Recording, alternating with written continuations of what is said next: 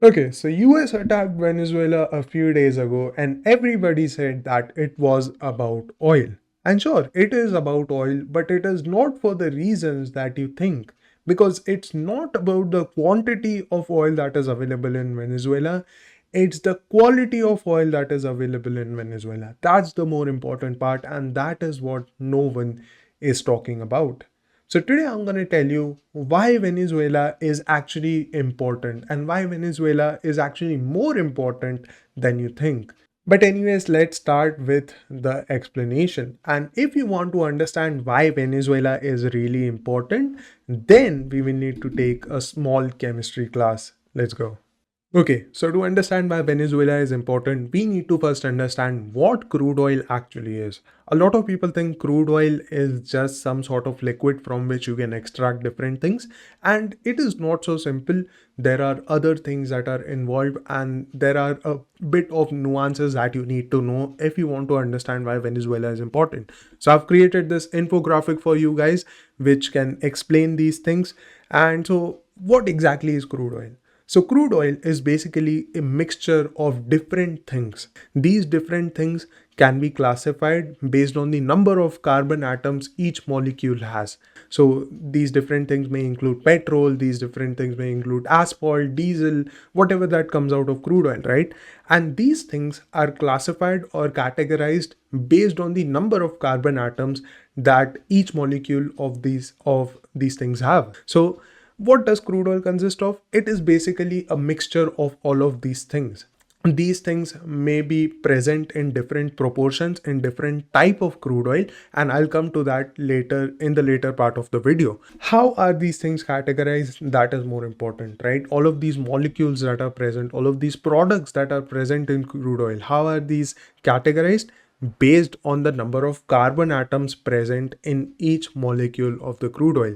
So any molecule, so I've made four broad categories and categorized all of the products into four broad categories over here. So the first category is the molecules which have 1 to 5 carbon atoms, and that's why I've written C1 to C5. And basically C1 means 1 carbon atom, C5 means 5 carbon atoms, right? Pretty straightforward. So the first category is C1 to C5, and that means all the molecules that contain 1 to 5 carbon atoms, and these usually are gaseous products like methane, natural gas. Now if you know, methane's molecule contain 1 carbon atom and 4 hydrogen atoms. The chemical composition is CH4, if you remember from your chemistry class back in your school, right?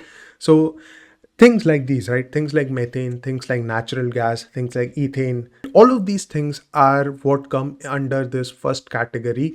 And these are the things that are usually gaseous in nature. And after that, we come to molecules that have 6 to 20 carbon atoms. And that's why I've written 6, C6 to C20. So these usually include light liquids like gasoline or petrol, like they call it in some countries, diesel, right? All of these things that are not very heavy liquids, right? This is what comes under C6 to C20. Basically, these molecules contain 6 to 20 carbon atoms per molecule. And after that, we have heavy liquids or C21 to C50. So basically, any molecule that contains 21 to 50 carbon atoms comes under this category, and these are basically heavy liquid products, right? Like kerosene, bunker fuel is basically that goes into ships, and actually to use bunker fuel you have to boil it, so it because it is very heavy. So that is what bunker fuel is, and this is what comes under the C21 to C50 category. Basically, as you can see, as we go from C1 to, as we go to higher carbon atoms, things go from gaseous to liquid, then heavy liquid, and now we'll also come to solid products. So basically, these solid products have more than 50 carbon atoms in each molecule. So these include asphalt, bitumen, all of these like solid products that can be used. Basically, if you see, asphalt is actually solid, right? They use it to make roads. So these basically include all the solid products, basically all the solid products that come out of oil. And these are the things that are that are basically left at the bottom of the barrel of crude oil after all the refining and stuff is done. So this is what crude oil is made up of. These products are what crude oil is made up of. Now, another thing which is important, and that is what you'll see down here over here. If you see, there is a bar over here, right? And this bar is basically indicating that there are some crude oil is light and sweet oil, and some crude oil is heavy and dirty oil. So what does this mean? Now, light and sweet oil contains more of these products, these low carbon atom products like methane, natural gas and stuff. But as we go from light and sweet oil to heavy and dirty oil, we get more of these solid products and less of these gaseous products. So oil is basically, crude oil can be basically compared across a spectrum. There is light and sweet oil, and then there is heavy and dirty oil. So some oil which is very heavy and dirty, it will come in the right side of the spectrum, and some oil which is very light and very sweet will come on the left side. And I'm gonna come to these terms sweet and dirty in just a second, but I hope you guys understand.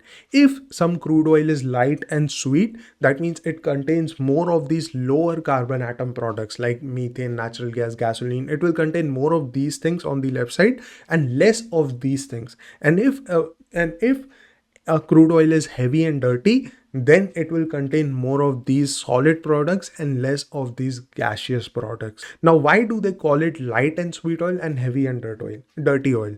Very simple.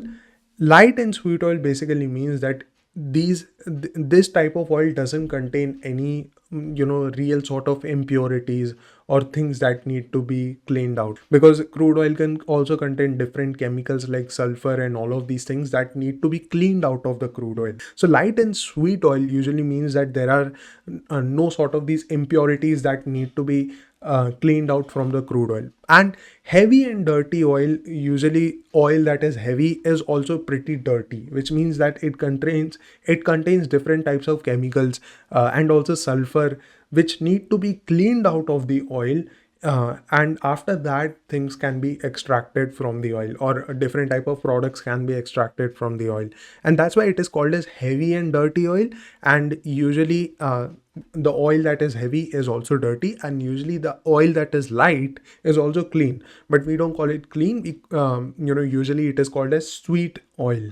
Now, I hope you guys understand that. Let's move on to the next part, and now I'm going to tell you why this is very important in case of Venezuela. Okay, now I'm going to tell you why exactly Venezuela is important. Now, this type of stuff, this bitumen, asphalt, basically this type of heavy stuff which contains a lot of carbon atoms is in short supply as compared to this stuff. Why? Simply because you can break down this stuff, this heavy stuff, into lighter stuff like diesel and all of this stuff, right? But you cannot combine this stuff into this heavy stuff. Why? Simply because it's not economically viable. It can be done, but it's not economically viable. However, you can break down these heavy carbon molecules into light carbon molecules like diesel, and it is also economically viable to do. And that's the reason why this stuff is more valuable. And that is the very reason why heavy and dirty oil also becomes more valuable, because it contains these heavy carbon atoms. Basically, these solid products, it contains more of these things, and that's why heavy and dirty oil is more valuable than light and sweet oil. And if you remember, and if you've not guessed it until now, Venezuela has heavy and dirty oil, and it is called as Orinoco oil. And that's the reason why Venezuela is very important. And why it is very important is, you have to understand that US has light and sweet oil, right? US mostly has light and sweet oil, and this is also known as shale oil. Basically, US extracts most of its oil from shale rocks, and this is known as shale oil. Now, shale oil production is almost about to peak, and now it will also start to decline. But if you remember, US is trying to reindustrialize. US is trying to make its manufacturing base again, which means it actually needs more oil. So how does it get more oil? Simply from Venezuela. and that's the reason why US captured Venezuela. But there is another twist to this story which is also very, very important, and that is China. And I'm going to tell you why, how China comes into all of this. Because China's role, actually, China's dependence is a lot on Venezuela's oil. And most of the people don't actually know about this.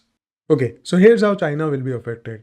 Before the invasion, China used to import a little over 600,000 barrels of Venezuelan oil every day, according to the internal documents of Venezuelan state-run firm PDVSA. Okay, you can check it out on Google, and I think you will easily get it. Now, China needs Venezuela's Orinoco oil because it is perfect for what it is trying to do. Now, if you know, China invests heavily in infrastructure and building roads, right? They build a little over 50 to 60,000 kilometers of road annually, which means they need a lot of asphalt. And if you remember just over here, asphalt is present mostly in heavy and dirty oil, and that's why Venezuelan oil is perfect for these guys. Now, if they are building 50 to now they are building 50 to 60,000 kilometers of roads annually, and just 1 kilometer of highway requires 180 to 200 tons of asphalt easily. Just to start from, it can easily go even higher if you increase the thickness of the road. So you can pretty much understand that they will require a lot of asphalt if they want to fulfill their goals of expanding their infrastructure every year. And that's why for them Venezuelan oil is very important, because they can get a lot of asphalt. So how much exactly is China dependent on Venezuelan oil? Or exactly how much asphalt do they get from just the Venezuelan oil? Let's do a little bit of calculation, and I think you'll get a very easy understanding of how much dependent China is on Venezuelan oil. Okay, so as I said that they are trying to build 50 to 60,000 kilometers of road, so they'll need a lot of asphalt, right? And according to Chinese official statements, China produces 30 million tons of asphalt every year, which means 82,000 tons of asphalt per day, right? That's a lot of asphalt. Now, one barrel of Venezuelan oil is 0.16 tons. So, how much would be 1 ton of Venezuelan oil? Simply speaking, divide 1 by 0.16 and you will get 6.25 barrels, which means very simply 6.25 barrels of Venezuelan oil have a weight of 1 ton, which means if you want 1 ton of oil, you'll need 6.25 barrels of Venezuelan oil. Very simple, right? Now, China imports 600,000 barrels of oil per day, right? As I said a little while ago, China imports 600,000 barrels of oil, which means they import 96,000 tons of oil. How did I get to this number? Very simple, 600,000 divided by 6.25, because 1 ton of oil is equals to 6.25 barrels. So I just divide 600,000 by 6.25 and you get the number 96,000 tons, which means they import 96,000 tons of Venezuelan oil every day. Now, you can extract 60% of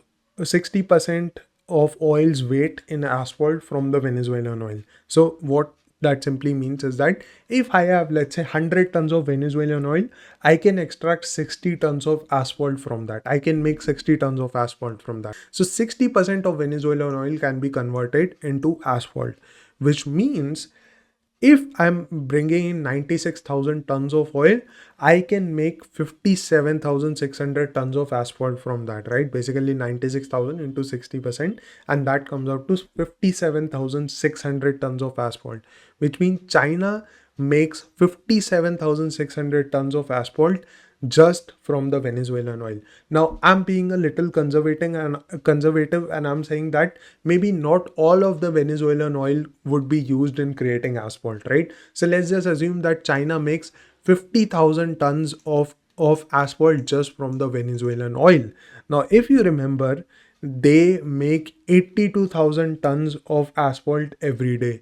And out of that, 50,000 tons of asphalt is just being made from the Venezuelan oil, which means more than 60% of asphalt is made from the Venezuelan oil.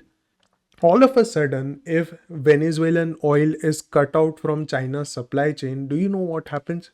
Asphalt, basically there's a big shortage of asphalt then, and China's infrastructure growth will stop because of that. Now you'll be like, can't they just replace this Venezuelan oil? There surely must be heavy and dirty oil somewhere else, right? And there is heavy and dirty oil, but it is with Canada. Canada is already maxed out, which means they will not provide more oil to China. So, where exactly can they go? Now, if they want more oil, they can easily go to Russia too, right? Russia or Iran. They won't really, hesitate to give oil to China.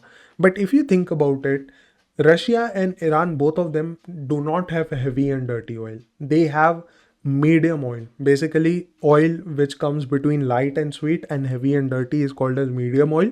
These guys have medium oil. But if you research a little bit about how much asphalt you can extract from Iranian oil, it is just 20%. Just 20%, right? From Venezuelan oil, as you can see, you can extract 60% of weight in just asphalt, right? 60% of Venezuelan oil can be converted into asphalt.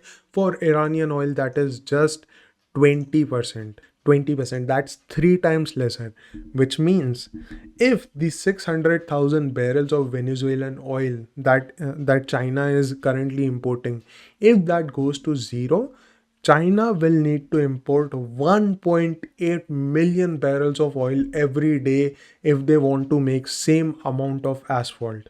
If not 1.8 million, at least 1.5 million. That's a huge number. Now, all of a sudden, you can see how important oil becomes in all of this. A lot of people were saying that because US invaded Venezuela, there will be a huge oil supply coming in the market. First of all, that is not true because the oil infrastructure in Venezuela itself is very, you can say, effed up right now. So it will take a little while to come online again. I would say at least 2 to 3 years, maybe even more time. And after that, as you can see, China is in need of heavy oil. And how do they get this heavy stuff or heavy oil, right? Now, this is because of this, oil is becoming a more strategic asset. The strategic value of oil is increasing.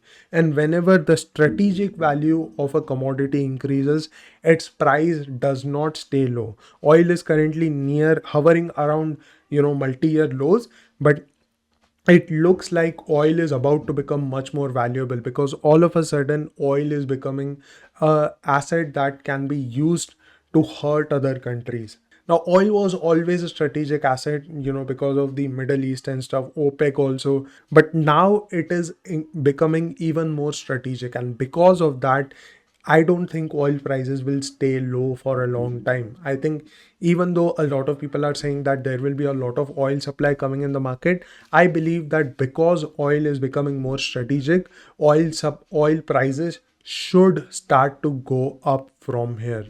Even though you might say that, oh, US needs cheap oil, but let me tell you that US is actually a net exporter of oil, which means it will actually benefit them if oil prices start to go up.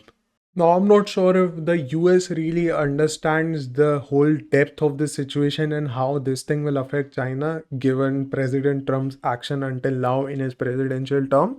But if I wouldn't be surprised if US all of a sudden cuts all of Venezuelan oil supply to China. And if they do that, I think now you know why that is the case. And one more thing is that if US now attacks Iran, it will be a very big blow to China, and I think China will be there to retaliate. Just keep that in mind.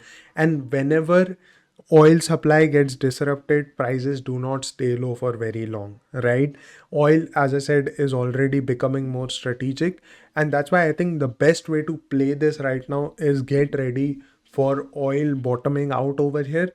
How would you know if oil has bottomed out? If oil starts to go above $75, I think that's a very good sign that oil has bottomed out over here. So just look out for oil and make sure, and just look at the strength with which oil is crossing $75. Okay.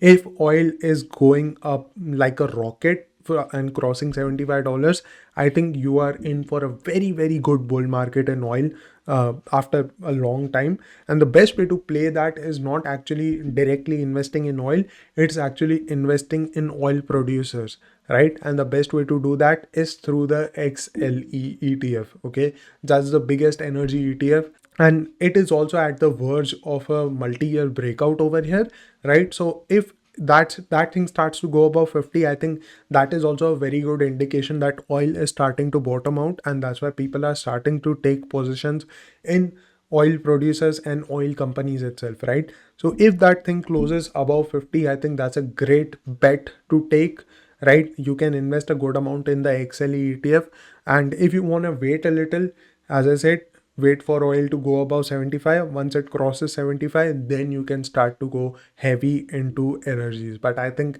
as I've told you in this video, I hope you understand what the situation is throughout the globe.